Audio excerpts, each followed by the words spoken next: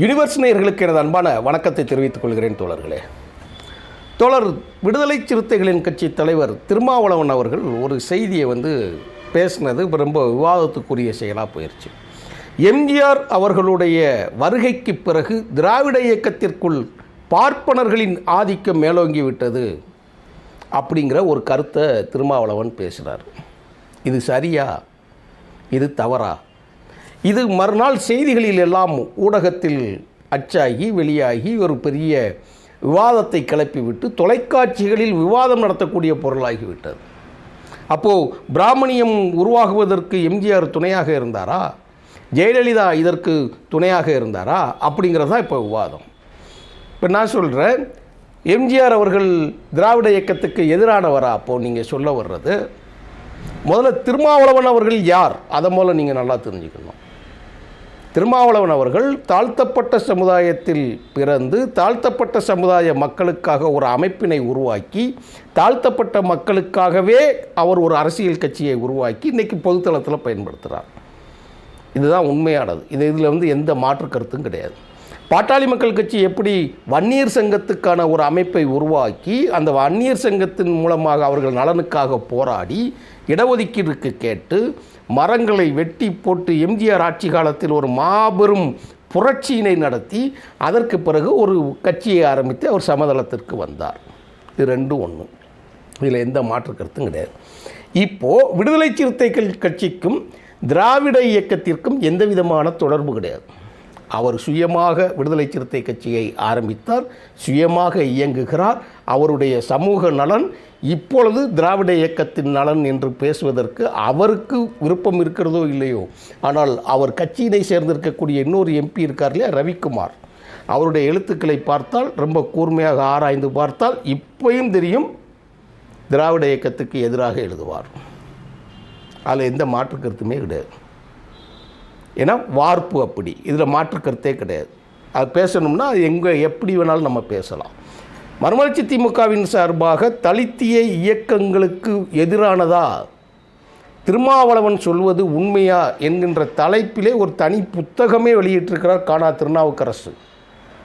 மதிமுக சார்பாக வெளியிட்டிருக்கிறாங்க. எதுக்கு? தந்தை பெரியார், பேரறிஞர் அண்ணா, திராவிட இயக்க அரசியலை எதிர்த்து பேசிய விடுதலை சிறுத்தைகளுக்காக 120 பக்கங்களுக்கு மேலான புத்தகம் வெளியிடப்பட்டு இருக்கிறது. அதையும் நல்லா தெரிஞ்சுக்கணும். சரி, இப்போ அப்படியே பாட்டாளி மக்கள் கட்சி மற்ற இயக்கங்கள் வந்தால் என்ன ஆகுன்னா, அவங்க தனி இயக்கத்துக்கு போயிட்டாங்க. சமூக நலன் சார்ந்து அவங்களுக்கு பெரியாரை எல்லாம் ஃபிலாசபராக எல்லாரும் ஏற்றுக்கிடுவாங்க, அண்ணாவை ஏற்றுக்கிட மாட்டாங்க. ஏன்னா அண்ணாங்கிறது திமுகவை உருவாக்கியவர் அண்ணா, கலைஞர் கிடையாது.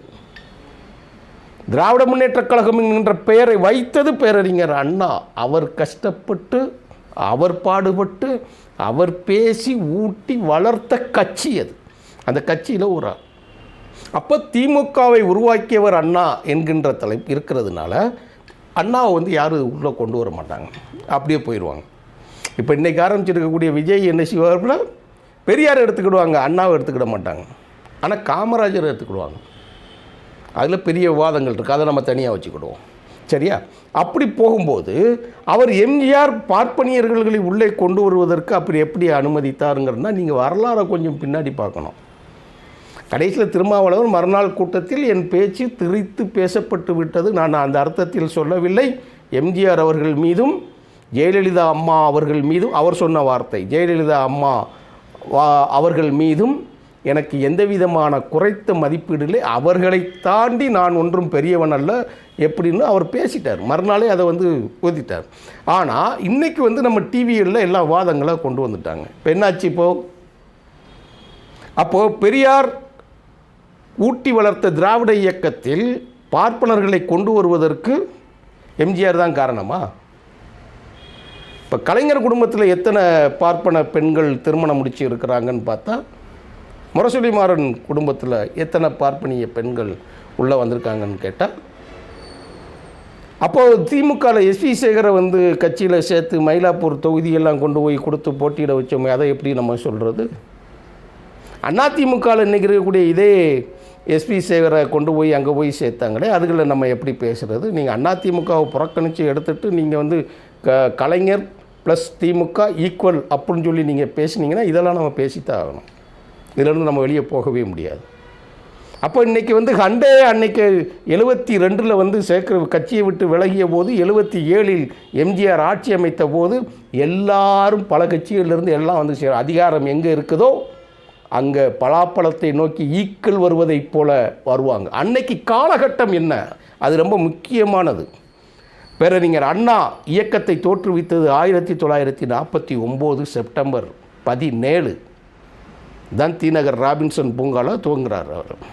ஆனால் அதுக்கு அடுத்து அப்படியே நீங்கள் அந்த கட்டத்தில் பார்த்தீங்கன்னா காங்கிரஸை விட்டு அதிகாரத்தை விட்டு நீங்கள் விலகி காமராஜர் ஒரு தனி இயக்கத்தை ஆரம்பிச்சிட்டார்.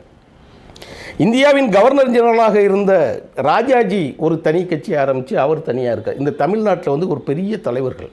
இங்கிட்டு பசுமன் முத்துராமலிங்க தேவர் ஃபார்வர்ட் பிளாக், ராமசாமி படையாச்சி உழைவோர் உழைப்பாளர் கட்சி, அது ஒரு பெரிய கட்சி, 15-16 எம்எல்ஏக்கள் இருந்தக்கூடிய கட்சி.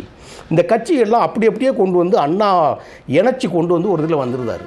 முதல்ல முத்துராமலிங்க தேவர் இறந்துடுறார். 73-74 காலகட்டங்களில் முத்துராமலிங்க தேவர் இறந்துடுறாரு. ஃபார்வர்ட் பிளாக்கில் ஒரு பெரிய ஆளுமை இல்லை. அடுத்து யார் இருக்கிறா? காமராஜர் இருக்கிறார். காமராஜர் கட்சி ஆரம்பிச்சதில் வந்து அவர் ஸ்தாபன காங்கிரஸ், காமராஜர் இறந்துடுறாரு. அப்புறம் வந்து பார்த்திங்கன்னா ராஜாஜி சுதந்திரா கட்சி, அவரும் இறந்துடுறார். தந்தை பெரியார் இறந்து விடுகிறார். பேரறிஞர் அண்ணா இறந்து விடுகிறார். நல்லா கவனிக்கணும் தோழர்களே.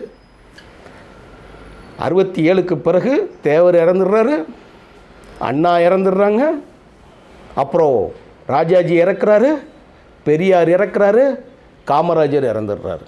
பெரிய ஆளுமைகள்லாம் இறந்துட்டாங்க. இல்லை, இப்போது டிஎம்கேயில் கலைஞர் கருணாநிதி அரசியலில் ஆட்சியில் இருக்கிறார். அவருக்கு எதிர்த்து யார் நிற்கிறார்? எம்ஜிஆர் நிற்கிறார். அப்போது காமராஜர் இறந்த பிறகு, ராஜாஜி இறந்த பிறகு, ஃபார்வர்ட் பிளாக் அமைப்பை தெற்கு சைடு வலுவாக நடத்தி கொண்டிருந்த முத்துராமலிங்க தேவர் இறந்த பிறகு இந்த கட்சியில் இருக்கக்கூடிய முன்னணி தலைவர்கள் வந்து ஆட்டோமேட்டிக்காக எதிர் சைடு வருவாங்க. அப்போது பேரறிஞர் அண்ணா இந்தியாவிலே முதலாக பார்ப்பனியர்கள் இல்லாத அமைச்சரவை அமைத்து வெற்றி கண்டார். அந்த நீட்சி இருக்கிறதுனால கலைஞர் கருணாநிதி அவர்களால் பார்ப்பனியர்கள் உள்ளே கொண்டு வர முடியாது. அப்போது கலைஞர் கருணாநிதி திமுக ஆட்சியை நடத்தி கொண்டு இருக்கக்கூடிய காரணத்தினால் எம்ஜிஆர் கூட யாரும் அல்ல. அப்போ இருக்கிறவங்களை கொண்டு தான் அவர் வந்து கட்சி நடத்தக்கூடிய சூழல் இருந்தார். அப்போ திடீர்னு நீங்கள் மலையாளி பிரச்சனையை பேசிட்டீங்க, பார்ப்பனியத்தை பற்றி நீங்கள் வேறு மொழிக்காரர் வேறு இனத்தை பற்றி நீங்கள் பேச ஆரம்பித்தான்னா, அப்போது உங்கள் போடு பயணித்த 72 வரைக்கும் அவர் சரியாகத்தானே இருந்தார். அவர் யாரை பற்றி என்ன பேசியிருக்கிறாரு? பார்ப்பனியர்களை சேர்த்துருக்கிறாரா? திரைப்படங்களில் கூட பார்ப்பனியர்களையும் மூட நம்பிக்கைகளையும் சுயமரியாதை திருமணத்தையும் பேசினவர் தான் எம்ஜிஆர். அவர் சேர்க்கலை.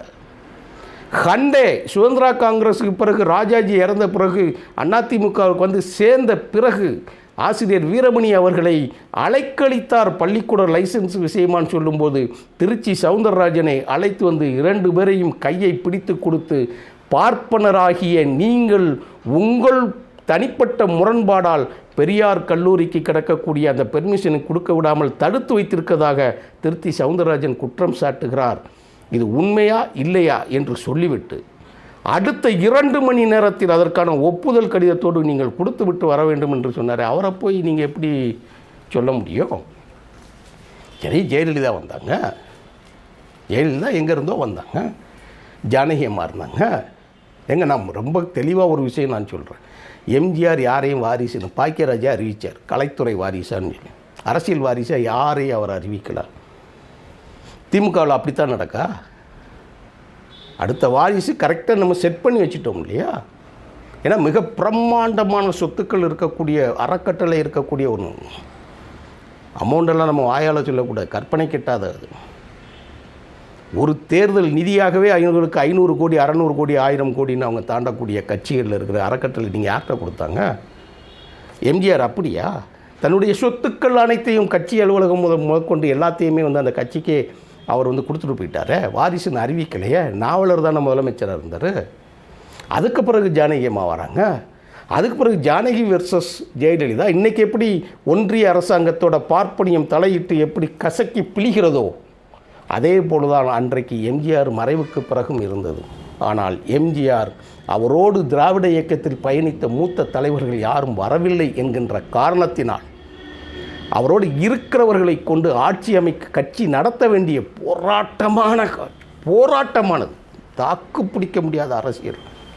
மக்கள் அவரை தூக்கி கொண்டாடினாங்க. அதுதான் முக்கியமானது. மறுமலர்ச்சி திமுக எப்படி வேட்டையாடப்பட்டது என்பது இந்த திமுகவிலிருந்து பிரிஞ்ச கட்சி. அது தலைவர் வைகோ இன்று வரை என்ன கஷ்டப்படுற அந்த கட்சியை நடத்துறதுக்குங்கிறத எவ்வளோ அவமானப்படுத்தப்படுகிறார் என்பது இந்த இடத்துல நினச்சி பார்க்கணும். எம்ஜிஆர் மேலே பிராமணியம், இப்போ தலைவர் வைகோ அவர்கள் மீதும் அதே பிராமணிய குற்றச்சாட்டு. பிஜேபி கூட போகிறாங்க அப்படிங்கிறது. ரெண்டையும் இணைச்சி பாருங்கள், உங்களுக்கு விடை தெரியும். திராவிட இயக்கம் யாராலும் மறுதளிக்க முடியாது. அதிமுக, திமுக, மறுமலர்ச்சி திமுக, இந்த மூன்றும் தாய்க்கழகமான திராவிடர் கழகத்தின் ஃபவுண்டர் தந்தை பெரியார் அவர்களை ஒருபோதும் விட்டுக் கொடுக்க மாட்டார்கள் என்ற நம்பிக்கையோடு தான் இன்று வரை அரசியல் சென்று கொண்டிருக்கிறது. இனிமேலும் அப்படித்தான் இருக்கும். தோழர் திருமாவளவன் அவர் சொன்ன கருத்துக்களை வாபஸ் வாங்கி விட்டதால் இதற்கு மேல் அந்த கருத்து. ஆனால் நமது யூனிவர்ஸ் சேனல் மூலமாக நாம் ஒரு சிறு விளக்கம் கொடுக்க வேண்டியிருக்கிறதுனால் இதை நம்ம பேசுகிறோம். திராவிட இயக்கத்தில் எம்ஜிஆர் சின்ன சின்ன சேதாரங்கள், அதற்கு வலுவான காரணங்கள் திராவிட முன்னேற்றக் கழகத்தின் இருந்தது என்பதை சொல்லி விடைபெறுகிறேன் தோழர்களே. நன்றி, வணக்கம்.